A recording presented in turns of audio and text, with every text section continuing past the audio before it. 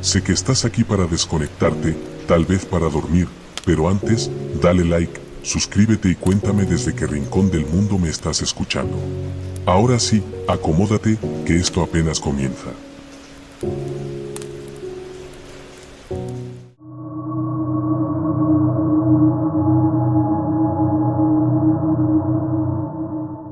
Los muros de este monasterio han sido mi única compañía durante la mayor parte de mi vida. Son piedras antiguas, frías al tacto incluso en los días en que un sol pálido se atreve a escalar las cumbres para asomarse a nuestro claustro. He visto pasar las estaciones contando las grietas que recorren las bóvedas del scriptorium, memorizando los patrones de musgo que crecen en la cara norte del campanario. Aquí, el tiempo no avanza, sino que se erosiona lentamente, como la roca bajo el azote constante del viento. El viento es el verdadero abad de este lugar. Nunca cesa. Se cuela por las troneras y los vitrales rotos, recorriendo los pasillos con un lamento perpetuo que mis hermanos y yo hemos aprendido a ignorar, un murmullo constante que es el telón de fondo de nuestras oraciones y nuestros silencios. Para un hombre solitario como yo, cuyo mundo se ha reducido a la biblioteca y a los recuerdos, ese sonido se había convertido en un consuelo, la prueba de que algo más allá de mi propia respiración existía. Desde que asumí el cargo de bibliotecario, hace ya 40 años, mi vida se ha regido por el cuidado de los manuscritos. Cada mañana, con la primera luz, desciendo a la sala de los códices, cuyo aire está impregnado de un olor a pergamino, cuero viejo y polvo sagrado. La soledad allí es casi palpable, una quietud que ni el viento se atreve a perturbar del todo. He sido un guardián diligente, aunque mi alma siempre ha cargado con el peso de una autocrítica severa, una voz interior que me recuerda cada fallo, cada pequeña negligencia. Hace unos meses, esa voz comenzó a cambiar. Al principio fue sutil, casi imperceptible.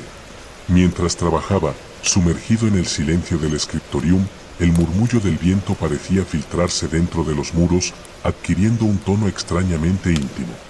Dejó de ser un sonido ambiental para convertirse en un susurro que danzaba en el borde de mi audición, demasiado débil para descifrar, pero innegablemente presente. Pensé que era la vejez, un truco de un cerebro cansado y aislado. Sin embargo, los susurros persistieron. Ya no se limitaban al viento, los oía en el crepitar de las velas, en el raspar de mi pluma sobre el papel, en el roce de mi hábito contra el suelo de piedra. Eran fragmentos, sílabas sueltas, ecos de cánticos que se desvanecían antes de poder reconocerlos. Empecé a sentir una presencia a mi espalda mientras trabajaba, una corriente de aire helado que me erizaba el vello de la nuca.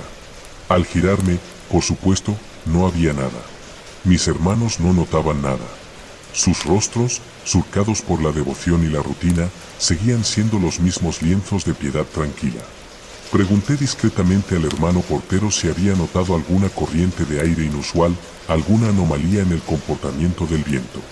Me miró con esa paciencia que se reserva para los ancianos y me dijo que todo seguía como siempre, que quizás el frío de la montaña se me estaba metiendo en los huesos.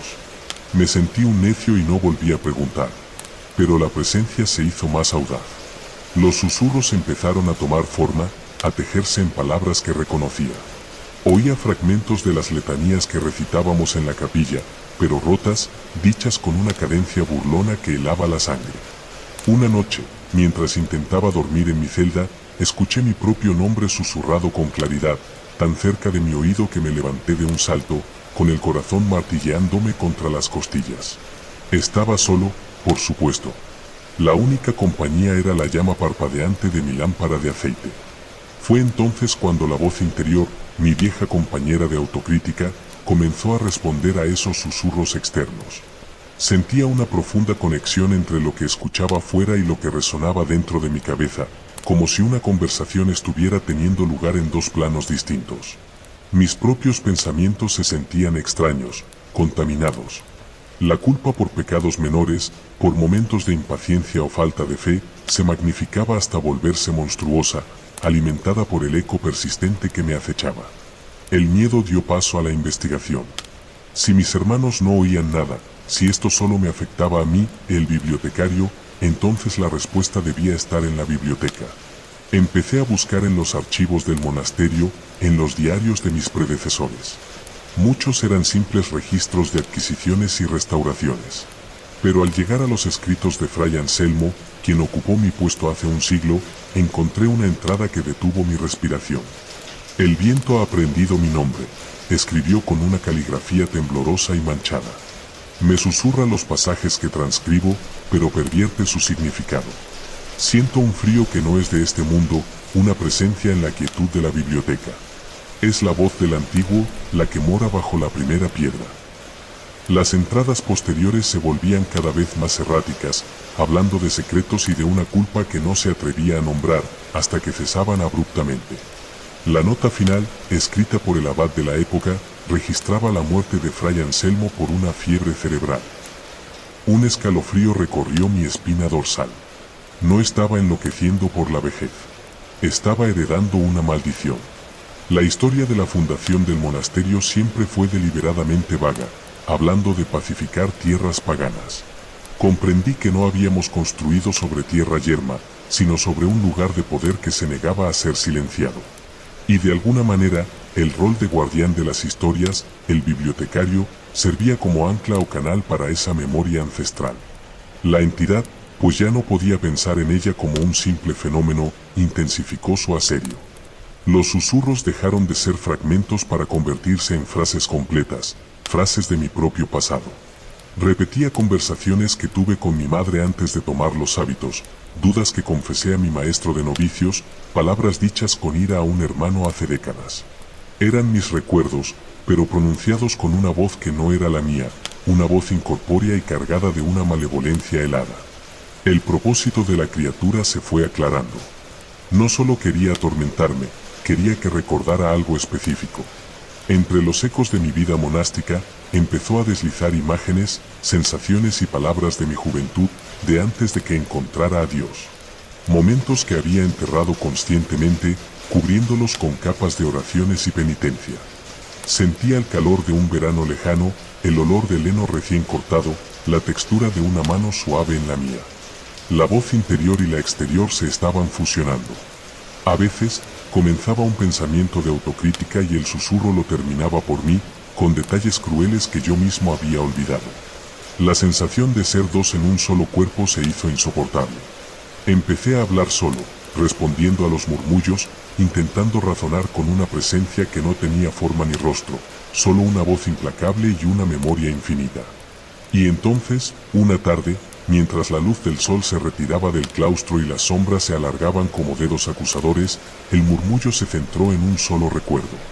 Un recuerdo que yo había jurado olvidar, un pecado de juventud tan grave que construir toda una vida de devoción sobre él era la única forma de soportar su peso. La voz me susurró un nombre de mujer, Elara. Elara. El nombre abrió una brecha en las murallas de mi memoria y el pasado se derramó como una inundación oscura y fría. La vi con la claridad de un relámpago, su cabello oscuro, sus ojos llenos de una confianza que yo no merecía, la promesa que le hice y que rompí de la manera más cruel. La abandoné, no solo a ella, sino a la vida que habíamos planeado juntos, huyendo hacia el monasterio para enterrar mi cobardía bajo un hábito. La entidad ya no susurraba. Hablaba. La dejaste esperando en el viejo roble, decía la voz, ahora clara como el tañido de una campana fúnebre. Le juraste que volverías antes del anochecer. Ella te esperó. El frío de la noche llegó, y tú no. Cada palabra era un golpe físico, me doblaba de dolor, pero no había dónde escapar.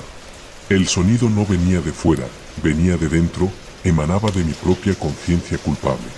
Le conté que había muerto esperando, que su cuerpo fue encontrado días después, consumido por la fiebre y la pena. El susurro me hizo revivir el momento en que me enteré, el terror sordo, la decisión de que Dios era mi único refugio posible contra esa culpa. Pero la voz me corrigió.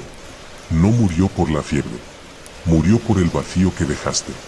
Un vacío que nosotros llenamos. Nosotros. La palabra retumbó en mi cráneo. Entendí entonces la naturaleza de la presencia. Era el eco de ese dolor, la manifestación de una promesa rota en un lugar donde la energía emocional persistía a través de los siglos. Mi pecado no había sido olvidado, había estado esperando, alimentándose del silencio de estas piedras, pasando de un guardián culpable a otro. El propósito de la entidad era simple y terrible, obligarme a sentir la totalidad del sufrimiento que causé. Mi cuerpo temblaba sin control. Caí de rodillas en el suelo helado de la biblioteca, rodeado por los tomos sagrados que se habían convertido en testigos mudos de mi tormento. Intenté rezar, pero las palabras se convertían en ceniza en mi boca. La voz se reía, una risa sin sonido que vibraba en mis huesos. Tus oraciones son para un Dios que te dio la espalda en el momento en que le diste la espalda a ella, murmuró. En un último acto de desesperación, me arrastré hasta la sección prohibida de la biblioteca, donde se guardaban los textos paganos que los fundadores del monasterio habían confiscado pero no se atrevieron a destruir. Sabía que allí estaba la respuesta, la naturaleza de la entidad que moraba bajo nuestros cimientos. Con manos temblorosas, abrí un grimorio encuadernado en piel sin curtir. Las páginas hablaban de genios tutelares, espíritus del lugar ligados a la tierra misma. No eran intrínsecamente malignos, pero se alimentaban de emociones fuertes. La fe de los primeros monjes los había mantenido a raya, pero mi llegada, con un alma ya fracturada por una culpa monumental, les había dado un ancla. Yo era su fuente de poder, y mi pecado, su festín. El libro detallaba un ritual para aplacarlos, pero requería una ofrenda. No oro, no sangre, sino una memoria entregada voluntariamente. Para calmar a la bestia, debía entregarle mi recuerdo más preciado de Elara, no el recuerdo culpable de su abandono, sino el recuerdo puro de mi amor por ella. Debía entregarle lo único bueno que quedaba de aquello, despojándome de él para siempre. Con la voz aullando en mi interior, diciéndome que no lo hiciera, que el dolor era lo único que merecía, encendí una vela y comencé a recitar las antiguas palabras del grimorio. Con cada sílaba, sentía como la memoria se desprendía de mí. El recuerdo de su risa en un campo de flores, el tacto de sus dedos, la imagen de su rostro bajo la luz de la luna. Todo se desvanecía, dejando solo un hueco helado y negro. La presencia cedió. El frío en la habitación se disipó y el murmullo incesante se redujo al sonido familiar del viento en el exterior. Pero la victoria se sentía como una derrota absoluta. Me había salvado del tormento, pero a costa de asesinar la memoria de la mujer a la que había amado y traicionado. Me quedé solo en el silencio, no con la paz que había anhelado, sino con un vacío mucho peor. Mi rol como testigo se había cumplido, pero el final no fue el que la entidad esperaba.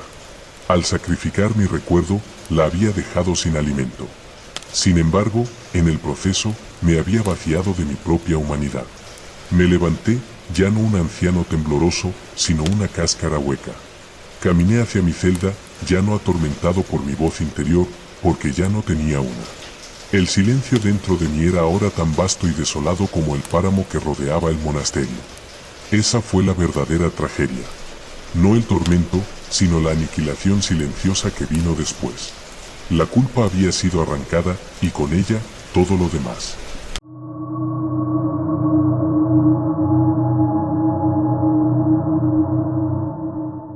La tormenta nunca se va. Lleva aquí desde que tengo memoria, o al menos desde el verano en que todo empezó a desmoronarse. En este barrio, donde cada casa es un clon de la siguiente y los columpios del parque chirrían oxidados por la lluvia perpetua, el cielo siempre es de un color morado y enfermo. Los relámpagos son nuestra única luz de neón y los truenos la banda sonora constante de nuestras vidas estancadas. Yo tenía a Leo. Él era mi ancla en este mar de aburrimiento suburbano. Era todo lo que yo no era, audaz, carismático, divertido sin esfuerzo. Yo lo admiraba con una devoción que rozaba la envidia, un sentimiento feo y pegajoso que escondía en el fondo de mi pecho. Pasábamos las horas en mi sótano, escuchando música en una radio portátil que siempre siseaba por la estática de la tormenta, jugando a videojuegos hasta que se nos enrojecían los ojos. Fue idea mía, por supuesto. Todas las malas ideas eran mías, yo era el impulsivo, el que no medía las consecuencias. Encontré el juego en el fondo de una caja de tebeos viejos, un suplemento extraño y de aspecto barato que prometía invocar a tu otro yo.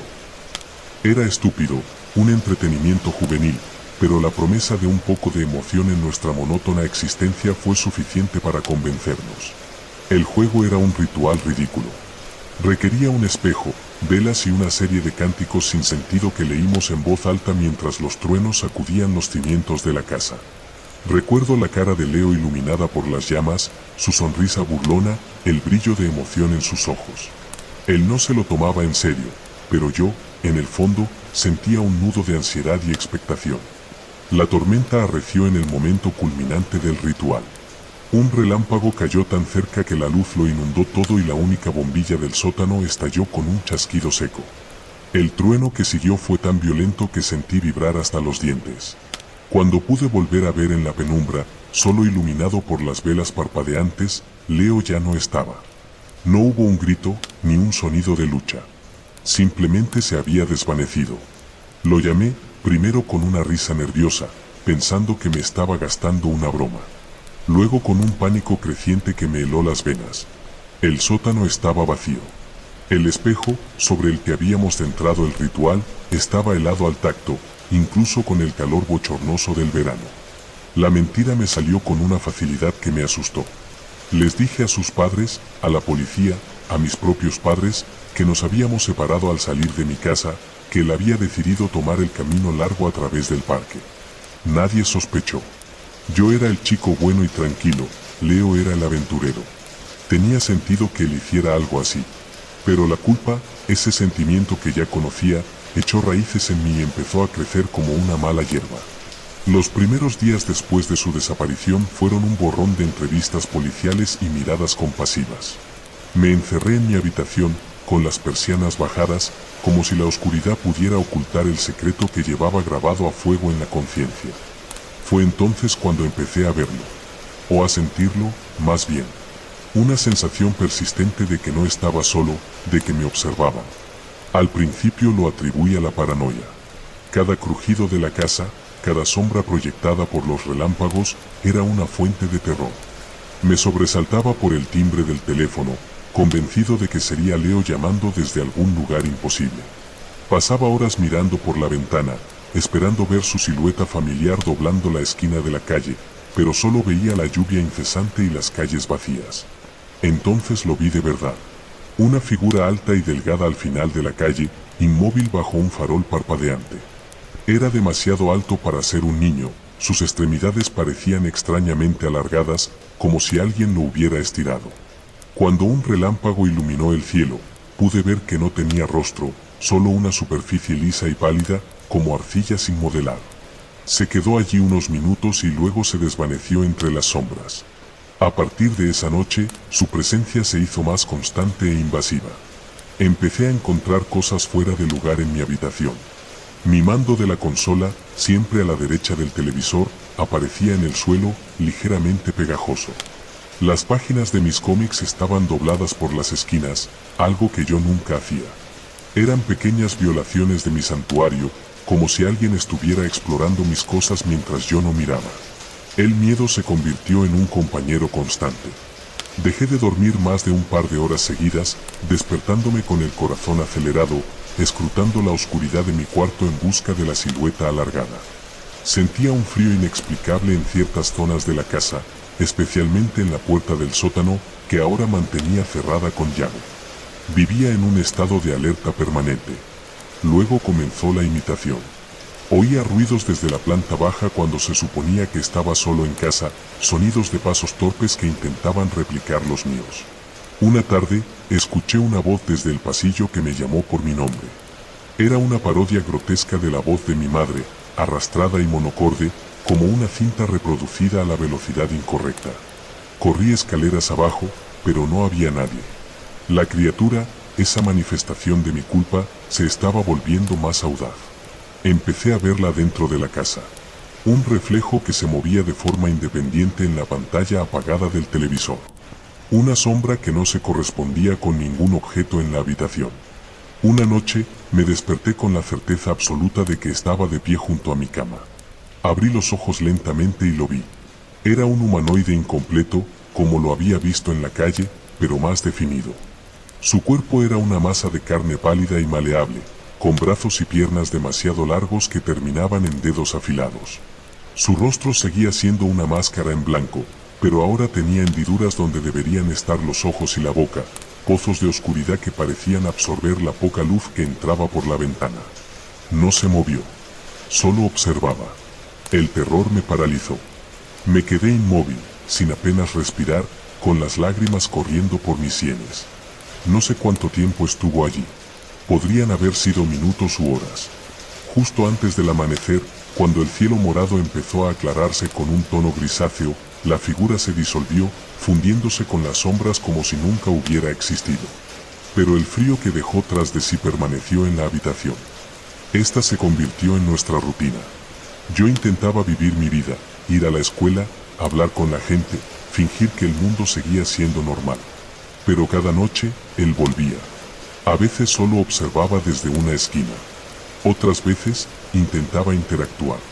Una noche, extendió uno de sus dedos alargados y rozó la portada de un libro sobre mi mesilla, el favorito de Leo. El sonido de su uña raspando el cartón fue ensordecedor en el silencio. Empecé a hablar con él, o con ella, o con eso. Al principio en susurros, suplicándole que me dejara en paz. Luego con rabia, gritándole en la oscuridad de mi cuarto. No respondía con palabras, pero sus acciones eran una respuesta en sí mismas. Cuando le gritaba, se encogía, adoptando una postura que imitaba a la perfección como me encorvaba yo cuando tenía un ataque de ansiedad. Estaba aprendiendo de mí. La conexión entre nosotros era innegable.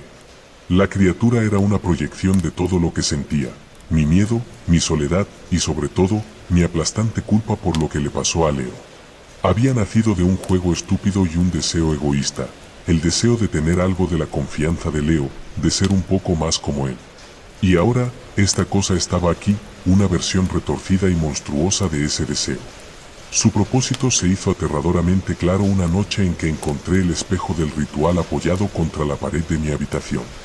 Lo había escondido en lo más profundo de un armario, pero ahí estaba. Mientras lo miraba, aterrorizado, la figura se materializó detrás de mí, colocando su cabeza informe junto a la mía. En el reflejo, por un instante, vi su rostro adoptar los rasgos de Leo, pero distorsionados, con una sonrisa triste y vacía. Quería tomar su lugar. Quería ser mi amigo. Quería llenar el vacío que la ausencia de Leo había dejado, pero no como un consuelo, sino como un reemplazo, una ocupación hostil de mi vida y mi memoria. Empezó a destruir sistemáticamente cualquier recuerdo del Leo real. Rompía las fotos que teníamos juntos. Encontré mi anuario del año anterior con su cara tachada con un bolígrafo. Quería borrarlo para poder ocupar su espacio por completo. Me estaba volviendo loco. El insomnio y la ansiedad constante me estaban consumiendo. En la escuela, me quedaba dormido en clase. Mis padres me miraban con una preocupación que se mezclaba con la frustración. Un día, mi madre entró en mi cuarto y me encontró discutiendo con una silla vacía. Intenté explicarle, pero las palabras se me antojaban las de un demente. Me llevaron a un psicólogo, un hombre amable que hablaba de estrés postraumático y la pena del superviviente. Yo solo asentía, sabiendo que ningún tratamiento podría curar lo que me pasaba. Mi relación con la criatura alcanzó un nuevo nivel de intimidad grotesca. A veces, cuando la ansiedad era demasiado fuerte y me acurrucaba en mi cama temblando, sentía una de sus manos frías y huesudas sobre mi espalda, imitando el gesto de consuelo de mi madre, pero su tacto solo aumentaba mi terror. Me estaba convirtiendo en su mascota, su único foco de atención, y yo estaba demasiado agotado para luchar. El final llegó una noche de tormenta especialmente violenta. Los truenos no cesaban, y cada relámpago iluminaba a la criatura en una pose diferente en mi habitación, aquí agachada, allí de pie, siempre observando.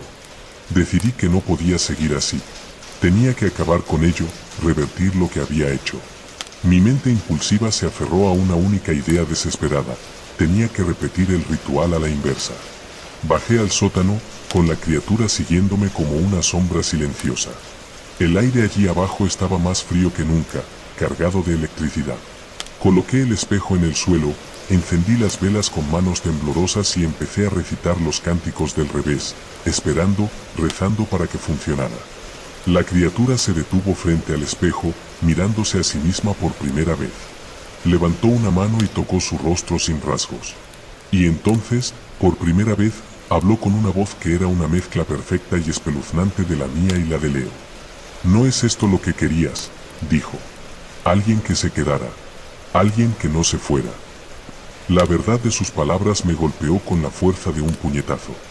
No solo me sentía culpable por la desaparición de Leo, Una parte oscura de mí se alegraba de no tener que vivir más a su sombra. La envidia que siempre había reprimido se reveló en toda su fealdad. Esta cosa no era solo mi culpa. Era mi deseo monstruoso hecho carne. En un ataque de rabia y autodesprecio, cogí una silla de madera y la estrellé contra el espejo. El cristal se hizo añicos, esparciéndose por el suelo de cemento. La criatura emitió un sonido, un chillido que era a la vez un gemido de dolor y un lamento, y se abalanzó sobre mí. No me atacó. Se fundió conmigo. Sentí un frío glacial envolverme, una oscuridad que no era solo la ausencia de luz, sino una anulación de mi propio ser. Mi conciencia se encogió, retrocediendo a un rincón oscuro de mi mente mientras otra cosa tomaba el control. Luché, pero era como intentar agarrar humo. La última sensación que tuve como yo mismo fue la de mi cuerpo poniéndose de pie. Vi a través de mis propios ojos como mis manos, ahora pálidas y ligeramente más largas, recogían un trozo del espejo roto. Vi mi propio rostro reflejado, pero con una nueva expresión de calma vacía. La tormenta afuera parecía amainar. Entonces, la voz, ahora perfectamente la mía, habló al silencio del sótano. «Es hora de subir», dijo. «Mamá estará preocupada». Subí las escaleras, dejando atrás los restos del juego, del espejo y del chico que solía ser. La casa estaba en silencio. La lluvia había cesado. Por fin había paz, pero no era la mía.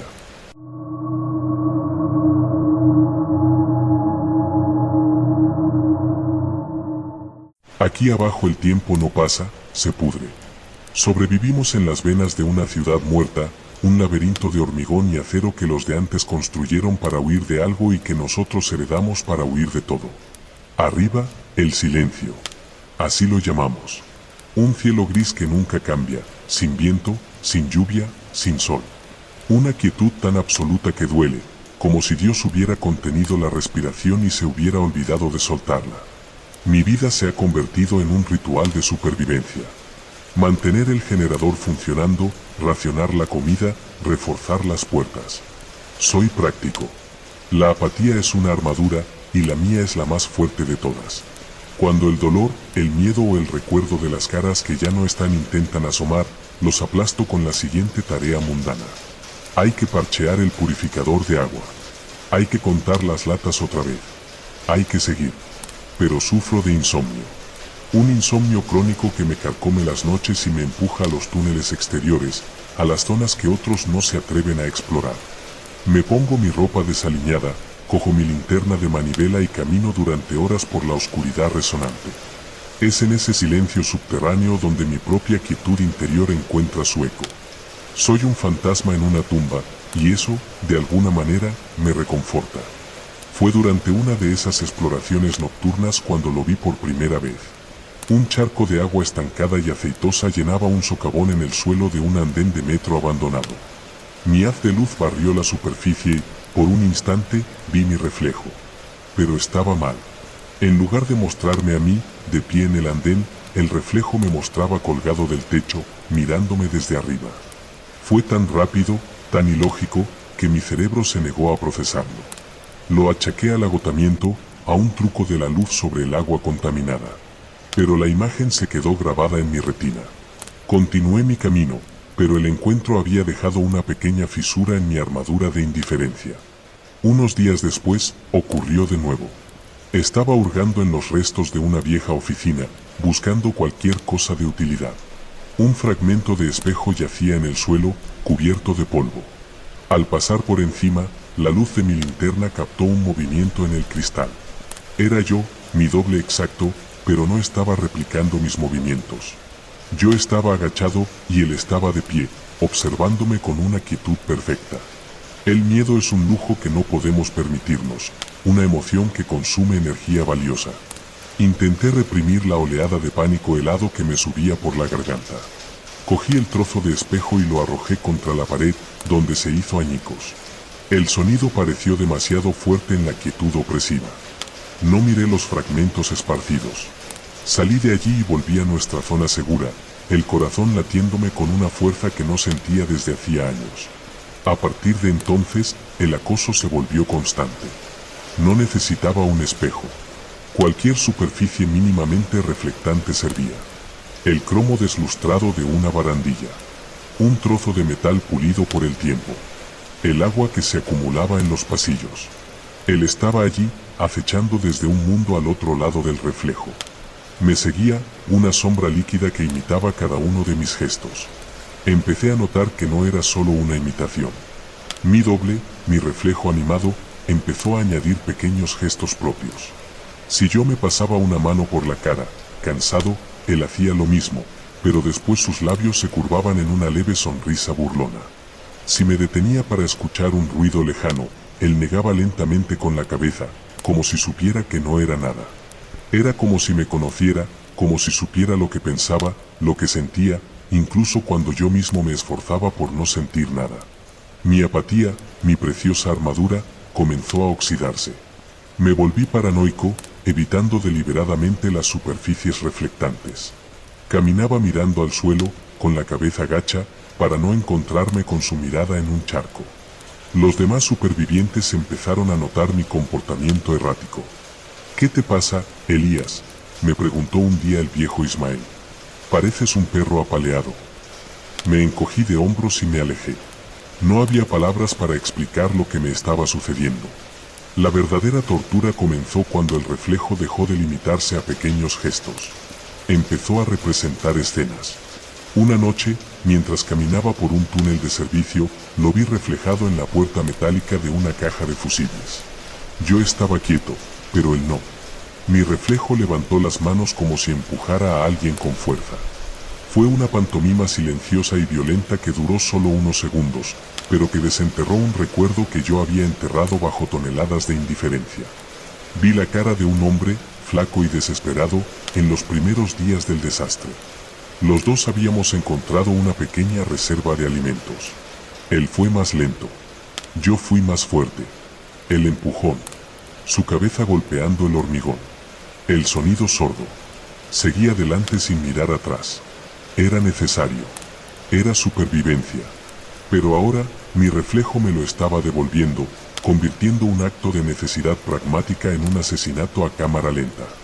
Las pantomimas se hicieron más frecuentes y específicas. Me mostró el recuerdo de haber robado una botella de agua del petate de una mujer que dormía. La vi desviar la ración de un niño cuando nadie miraba. Cada acto de crueldad, cada pequeña traición que había cometido en nombre de la supervivencia, me era devuelto en un espectáculo privado y silencioso. Mi doble no me juzgaba con su expresión, se mantenía neutral, un simple actor en la recreación de mis pecados. Comprendí entonces la conexión. Esta cosa no era un fantasma ni un demonio. Era una proyección, nacida del trauma colectivo de este lugar, de todo el dolor y el miedo y la culpa que se habían filtrado en los cimientos de nuestro refugio. Se había adherido a mí, alimentándose de mi violencia reprimida, de todo lo que me había negado a sentir para poder seguir adelante. Su propósito no era matarme. Era hacerme recordar. Me estaba rompiendo. La apatía se hizo añicos, y en su lugar entró una culpa corrosiva y paralizante. Cada ración de comida me quemaba la garganta. Cada sorbo de agua tenía un sabor amargo. En las caras de los otros supervivientes veía los rostros de aquellos a los que había perjudicado. Mi insomnio se agudizó, pero ahora ya no salía a explorar. Me quedaba en mi litera, temblando, con los ojos cerrados, pero las imágenes seguían ahí, proyectadas en el interior de mis párpados. Necesitaba enfrentarlo. Una noche, incapaz de soportar más el asedio psicológico, me dirigí a las cisternas de agua, un enorme depósito subterráneo donde la superficie del agua era un espejo oscuro y perfecto. Caminé hasta el borde, con mi linterna apuntando al suelo para no ver mi reflejo antes de estar preparado. Mi corazón era un tambor desbocado en mi pecho. Apagué la linterna. La oscuridad era total, pero sabía que él estaba allí, esperando en la superficie del agua. «¿Qué quieres de mí?», grité al silencio. Mi voz resonó en la vasta caverna, un sonido patético y solitario. No hubo respuesta, solo el eco de mi propia desesperación. Caí de rodillas y acerqué mi linterna a la superficie. Allí estaba. Mi rostro, pálido y demacrado, me devolvía la mirada desde el agua. Pero entonces cambió. Mi cara se transformó, adoptando los rasgos de aquel hombre al que empujé. Luego se convirtió en la mujer a la que le robé el agua. Una tras otra, las caras de mis víctimas se superpusieron a la mía, una galería de fantasmas acusadores en mi propio reflejo.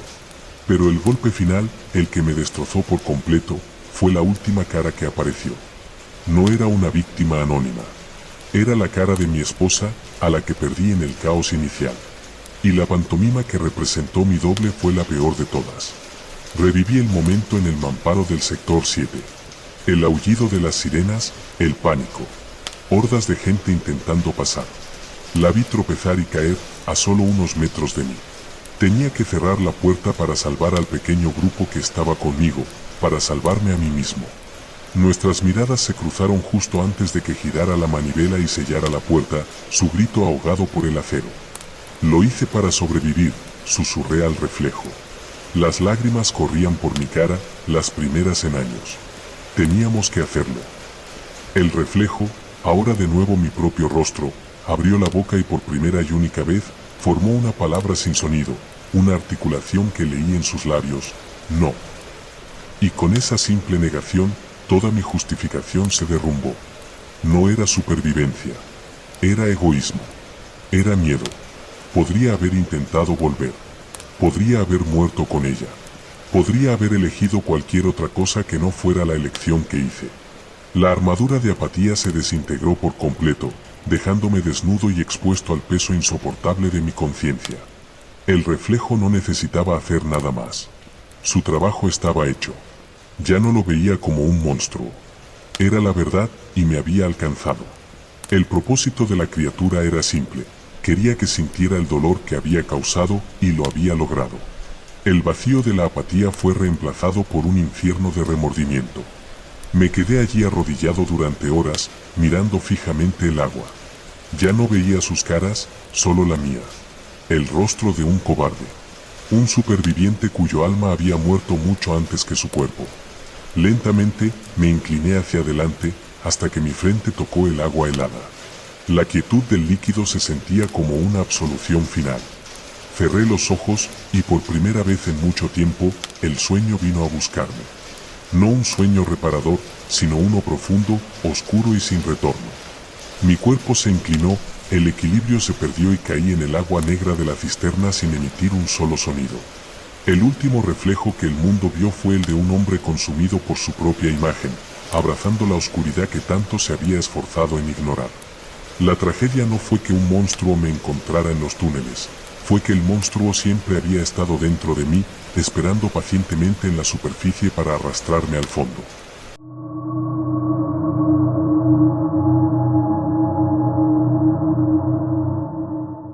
El hormigón no transpira. Aquí, en la base de investigación Vostok 7, el hormigón llora. La condensación traza líneas oscuras por las paredes desnudas de mi cuarto, un mapa de la miseria que se congela en cuanto se forma.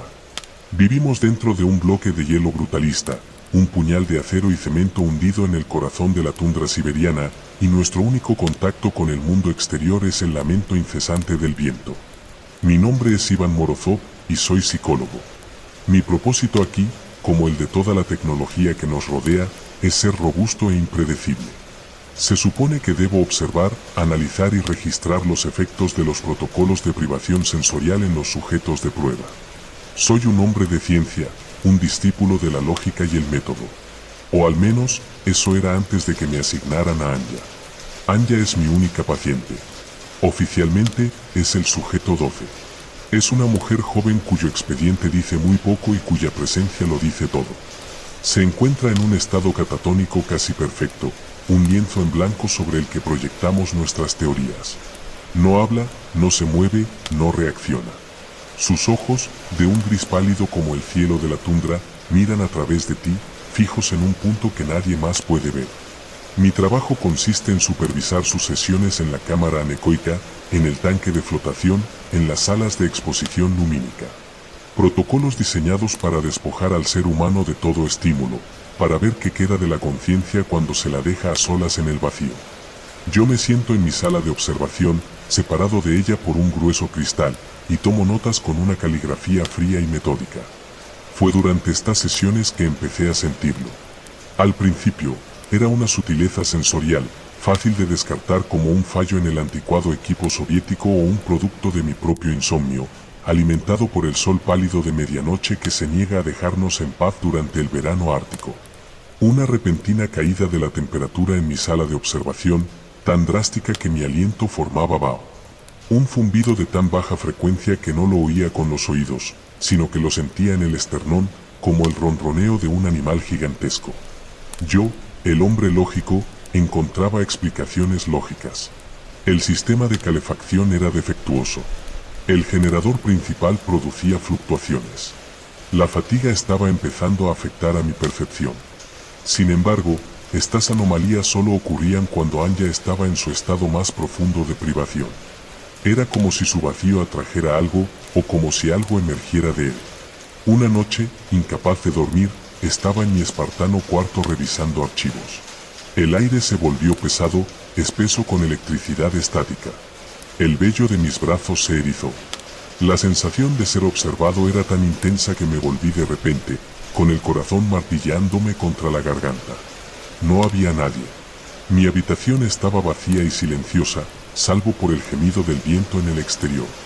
Pero en la esquina de la habitación, por una fracción de segundo, vi una distorsión en el aire, como la ola de calor que se eleva del asfalto en un día caluroso. Luego, nada. Este se convirtió en el patrón de mis días y mis noches. Una presencia oculta y sensorial que bailaba en los bordes de mi percepción. Comencé a trazar correlaciones en un diario secreto, mi método científico aplicado ahora al fenómeno que me estaba acosando. Las manifestaciones eran más fuertes cerca de Anya. Más fuertes cuando yo estudiaba los archivos del equipo de investigación que nos precedió, un equipo cuyo proyecto terminó abruptamente y cuyos miembros fueron reasignados, según el informe oficial. Esos archivos estaban llenos de jerga clínica y datos fríos, pero debajo de la superficie se podía sentir una creciente desesperación. Las notas del psicólogo anterior, un tal Dr. Volkov, comenzaron de manera similar a las mías. Pero con el tiempo, su escritura se volvió más errática. Hablaba de una presencia vigilante, de una entidad simbiótica no corporal creada accidentalmente por sus propios protocolos. Los experimentos, según sus notas, no solo observaban la psique, la estaban alterando, creando un pacto inconsciente entre los investigadores y la propia base. Volkov escribió que la presencia parecía tener un propósito: observar. Acechaba, invisible y silenciosa, una cámara de seguridad hecha de nada. Se dio cuenta, como yo, de que era más activa cerca del sujeto 7, la predecesora de Anya. Y su última entrada, escrita con una letra casi ilegible, me heló la sangre: no quiere que sepamos lo que encontraron. No es un sujeto de estudio. Es un guardián. No había más entradas. Poco después, toda la unidad fue desmantelada. Empecé a ver a Anya de otra manera. Ya no era una pizarra en blanco. Era un candado. Un dique de contención humano que mantenía a raya algo terrible, y su catatonía era el precio de ese esfuerzo. El guardián, esta entidad invisible, no era hostil hacia ella. Parecía protegerla, más bien, proteger el secreto que ella contenía.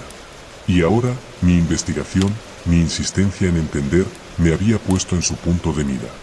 La presencia dejó de ser sutil. Se volvió directa. Una noche me desperté porque mi cuerpo estaba helado, a pesar de estar bajo varias mantas. Abrí los ojos y lo vi. De pie junto a mi cama, había una silueta vagamente humanoide, hecha de pura distorsión transparente. Era como mirar a través de un cristal de mala calidad, un hombre hecho de aire tembloroso. No tenía rostro, ni rasgos, solo una forma. Se quedó inmóvil, observándome, y supe con una certeza absoluta y aterradora que esta era la criatura de las notas de Volkov. No grité. El miedo me selló los labios y me paralizó los músculos. Nos quedamos así, en un pulso silencioso, hasta que el primer rayo del sol pálido tocó la ventana.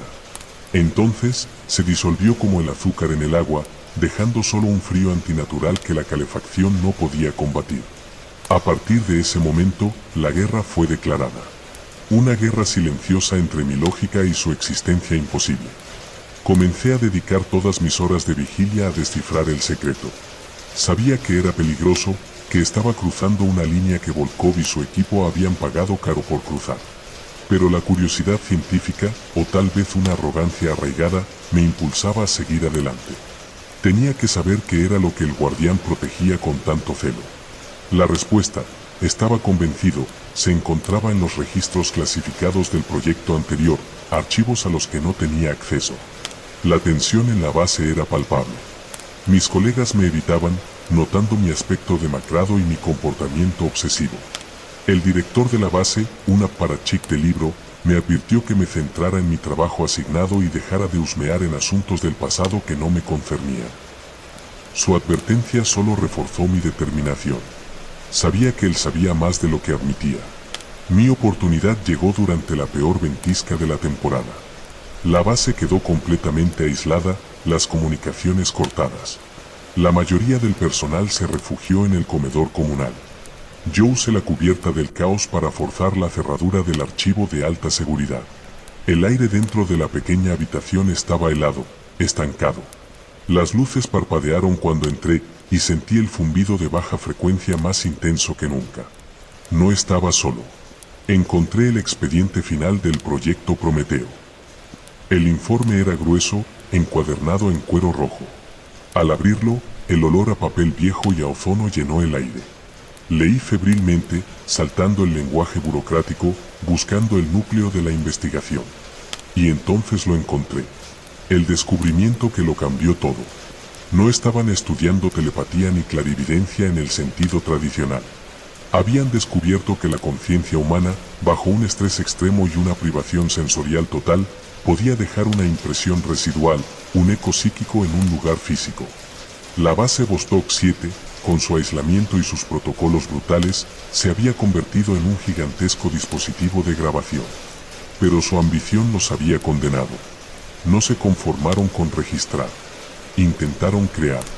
Usando al sujeto 7 como un nexo psíquico, intentaron fusionar los ecos de conciencia de todo el equipo en una sola entidad colectiva, un genius loci artificial, un dios de la tundra hecho de pensamiento puro.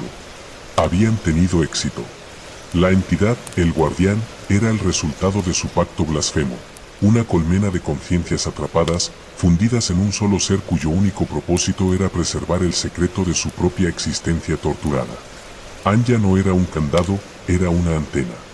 La trajeron aquí, una poderosa telépata natural, para intentar controlar la abominación que habían creado. Pero la mente colectiva del guardián era demasiado fuerte. La abrumó, la invadió, y ella se retiró a la única fortaleza que le quedaba, el silencio de la catatonía. Mientras leía la última página, la temperatura en la sala se desplomó por debajo del punto de congelación.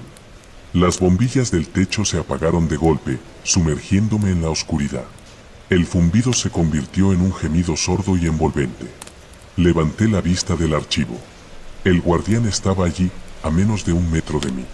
Su forma era más definida ahora, una silueta humana de pura refracción, una ventana a un infierno invisible. No me tocó. No necesitaba hacerlo.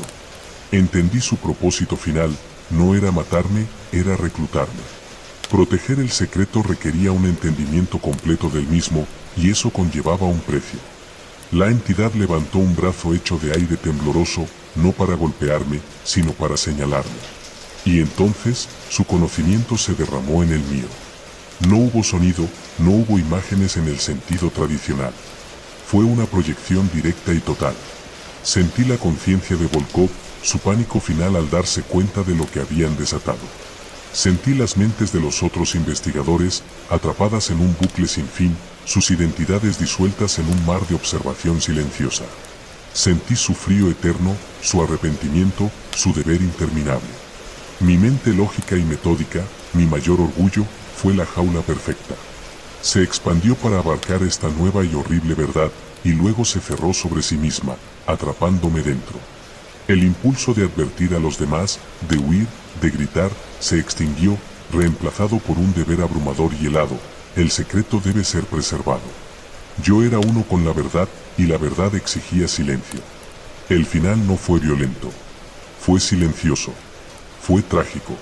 A la mañana siguiente, cuando la ventisca amainó, el director me encontró en la sala de archivos. Estaba sentado perfectamente erguido en la silla, con el expediente del proyecto Prometeo abierto frente a mí. Mis ojos estaban abiertos, fijos en la pared. Mi rostro era una máscara de calma impasible. No respondí cuando me llamó. No reaccioné cuando me tocó. Me había unido a Anya en su silencio.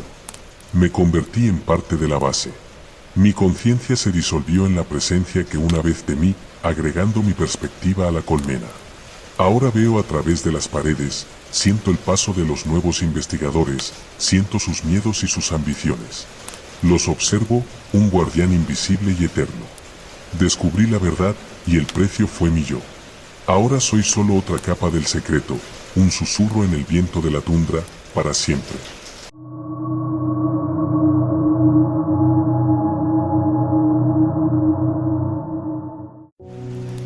Si has llegado hasta aquí, significa que no logré cumplir mi objetivo, y que el sueño te ha vencido a pesar de todo. Tienes derecho a desuscribirte. Pero si algo dentro de ti aún duda, te espero en el siguiente volumen. Esto es Proyecto Teurus.